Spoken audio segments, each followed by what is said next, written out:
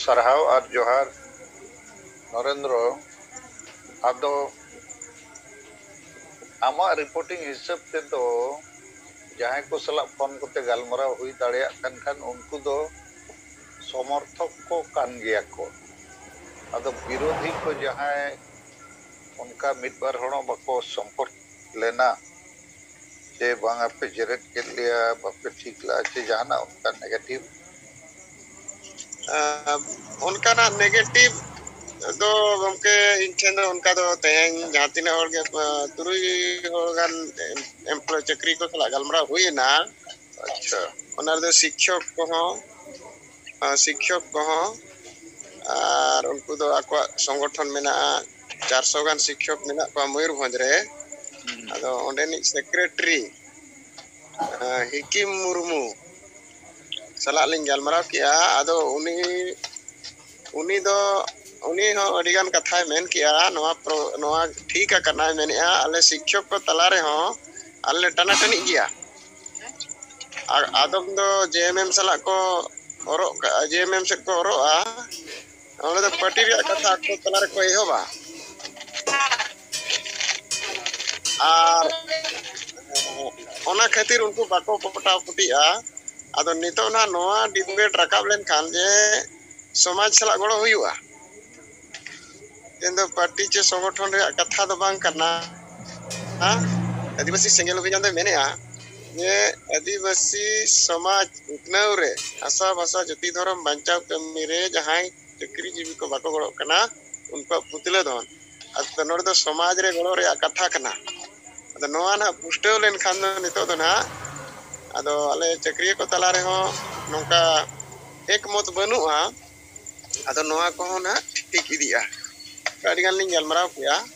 और जहां तिने इन गलमराव के को जतो के उनको दो नोआ नेगेटिव जे नोआ बड़ी दिना और नोआ रे बन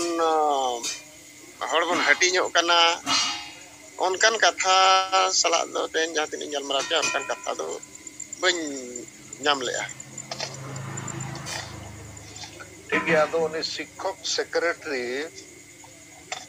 नोआ कथाय लई के ते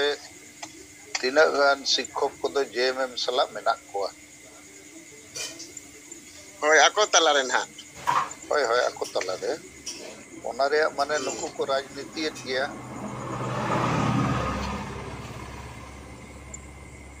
होय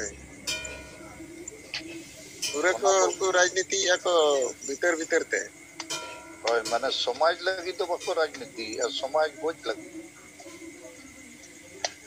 जेएमएम सरना धर्म संताली राज परसी नौको बाय रोड़ा बखन आज ये सरकार रे मना ने कमी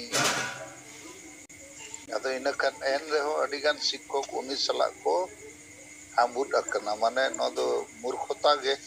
होय गमके नोआ दो उनका गे समाज सला दो बनु पान को दो मिट्टी पट्टी सला उनको दो होय जपित करते को आमुद अकना गड़ुप अकना को और आपो सला बांगोड़ो रे कारण दो पले दिशा सुये गे उनको दो आदो उनिया मेन कथा दो अब नोआ ठीक करना नितो दो ना बिचार मांग से लहा गया होय होय ठीक गया माने कम से कम उनी नोआ शिक्षक संगठन रेनी सेक्रेटरी कना है उनी नोआ बिचार दाड़िया कना चे बांगा नोआ तो बिचार दरकार कर गया ओना ठीक कथा कर आर मिटन कथा जहां हमें मेन किया इन हो थोड़ा ओनर दो मेन जुटी जा चे नुकु को लगी तो आबो जहाना विशेष अभियान गालमराव रे आबो चालू या चे चलावा बिल्कुल बाय लगती कना ओना दो नुकु दो सारी कथा कान गया चे समाज लगी तो बाको गड़ो कना सांगे होड़ लाज और परिवार और अक्वा स्वार्थ लगी के को जीवित मेना को समाज लगी तो बांग और बाको बड़ाए नोआ कथा ठीक तो बांग कर ऑल पढ़ाओ होड़ बाय बड़ाया 2021 तो जनगणना रे साल करना ᱚᱲᱱᱟᱜ ᱫᱷᱚᱨᱚᱢ ᱥᱟᱞᱟᱜ ᱠᱚ ᱞᱮᱠᱷᱟᱜᱼᱟ ᱡᱮᱛᱮᱭᱟᱜ ᱠᱚ ᱵᱟᱰᱟᱭᱟ ᱟᱫᱚ ᱫᱷᱚᱨᱚᱢ ᱜᱩᱡᱩᱜᱼᱟ ᱪᱮ ᱵᱟᱧᱪᱟᱜ ᱚᱱᱟ ᱨᱮᱭᱟᱜ ᱫᱩᱞᱟᱹᱲ ᱜᱚᱨᱚᱡᱽ ᱨᱟᱹᱥᱠᱟᱹ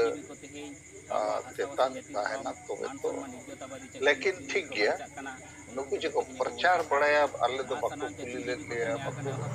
गलबराव ले लिया ओनारे उपाय बो ओडोकना उपाय दो मेना लेकिन नोआ दो बांग करने चे नुकु तेल मराव कते वो बेरेट को नुकु दो जेरेट ले एनांग दिकुट खेन को रोड ओचोआ रतु दिसोम रे होको रोड ओचोआ इना खान ताला रे चितान लतार प्रेस होआ इनखान ako tege jahan bang jahan escape hata huya ko अब ako hataw kan ako poribar re hono katha rakab ठीक है नरेंद्र हेम्ब्रम कथा को आंजम किया मसे